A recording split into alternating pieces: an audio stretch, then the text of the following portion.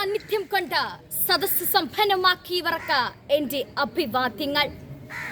നമുക്കേവർക്കും സുപരിചിതനായ ഒരു കഥാപാത്രമാണ് സോളമൻ രാജാവ്. അദ്ദേഹത്തിന്റെ നീതിപൂർവകമായ ഭരണത്തിന്റെ നേർക്കാഴ്ചയുമായി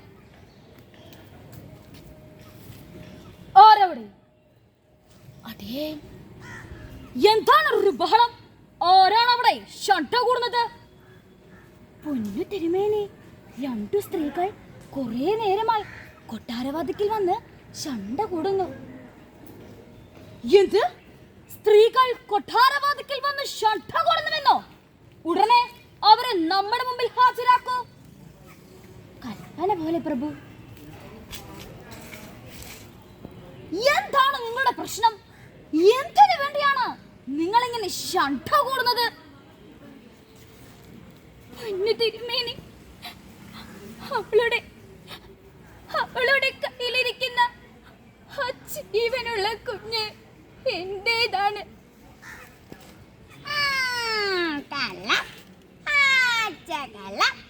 ഒന്നു തിരുമേനി, വിശ്വസിക്കരുത്, ഇവൾ നുണ പറയുകയാണ്. എന്താണ് യഥാർത്ഥ പ്രശ്നമെന്ന് ഒരാളൊന്ന് വിവരിക്കൂ. ഞാൻ വിവരിക്കാം പ്രഭു. ഞങ്ങൾ രണ്ടുപേരും ഒരേ വീട്ടിൽ താമസിക്കുന്നവരാണ്. ഇവൾ വീട്ടിലുള്ളപ്പോഴാണ് ഞാൻ എൻ്റെ കുഞ്ഞിനെ ജന്മം നൽകിയത്. മൂന്ന് ദിവസം കഴിഞ്ഞപ്പോ ഇവളും ഒരു കുഞ്ഞിന് ജന്മം കൊടുക്കാനിടയ. എന്തു പറയാനാ, രാത്രിയില് ഇവളുടെ കുഞ്ഞിന്റെ മേൽ കിടക്കാനിടയ. ഇവളുടെ കുഞ്ഞ് മരിച്ചുപോയി. ആ സമയം ഞാൻ നല്ല ഉറക്കത്തിലായിരുന്നു. അപ്പോൾ ഇവളുടെ മരിച്ച കുഞ്ഞിനെയും എടുത്ത് ഏറ്റവും പാറിടത്തിൽ കിടത്തി. ജീവനുള്ള കുഞ്ഞിനെയും എടുത്ത് ഇവളുടെ പാറിടത്തിലും. രാവിലെ ഞാൻ മുലയൂട്ടാൻ നോക്കിയപ്പോ കുഞ്ഞ് മരിച്ചിരിക്കുന്നതായും കുഞ്ഞ് എന്റേതല്ലാതും എനിക്ക് മനസ്സിലായി പ്രഭു, മനസ്സിലായി.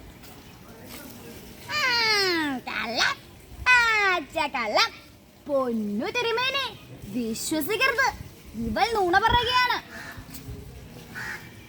ഇവിടെ ഈ ജീവനുള്ള കുഞ്ഞിന് അവകാശികളായി രണ്ടമ്മമാരുണ്ട്. ഇരുവരും ഈ കുഞ്ഞിനെ പ്രസവിച്ചതാണെന്ന് പറയുന്നു. അതിനാൽ കുഞ്ഞിനെ രണ്ടായി വിഭവിച്ച് ഉരുവങ്ക നിനക്കുമായി ദാനം ചെയ്യട്ടെ.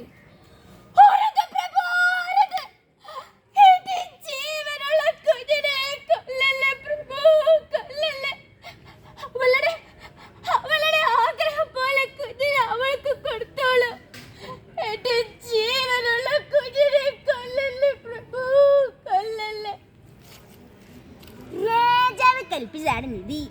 കുഞ്ഞിന്റെ പകുതി എനിക്കും പകുതി നിൽക്കും. കുഞ്ഞെന്റേതാണെങ്കിലും രാജ്യത്ത് നീതി നടക്കട്ടെ.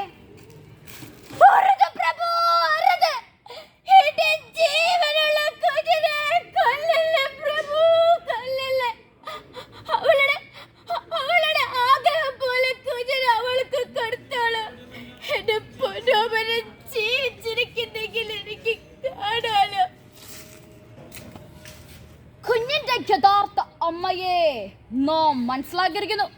കുഞ്ഞിനെ കൊല്ലരുതെന്ന് പറഞ്ഞ ഇവളാണ് കുഞ്ഞിന്റെ യഥാർത്ഥ അമ്മ. കുഞ്ഞിനെ കൊല്ലാൻ കൽപ്പിച്ച ഇവൾ രാജദ്രോഹിയും കപട്യകാരിയുമാണ്. അതിനാൽ ഇവളെ ചാട്ടവാറോണ്ടടിച്ച് തുറങ്കിലടക്കാൻ നാം കൽപ്പിക്കുന്നു. നന്ദി പ്രഭു, നന്ദി, 1000 നന്ദി. ഒരു പെച്ചമ്മയുടെ അനുഗ്രഹം എന്നും പ്രഭുവിനുണ്ടായിരിക്കും. നന്ദി, 1000 നന്ദി. പ്രിയമുള്ളവരെ, അനീതിയും ചൂഷണവും വർദ്ധിച്ചു വരുന്ന ഈ കാലഘട്ടത്തിൽ സോളമൻ രാജാവിനെ പോലെ നീതിപൂർവകമായ തീരുമാനങ്ങൾ എടുക്കുവാനും അത് നീതിപൂർവകമായി നിർവഹിക്കുവാനുമുള്ള കൃപയ്ക്കായി നമുക്ക് സർവേശ്വരോട് പ്രാർത്ഥിക്കാം എന്ന് ആശംസിച്ചുകൊണ്ട് നിർത്തുന്നു.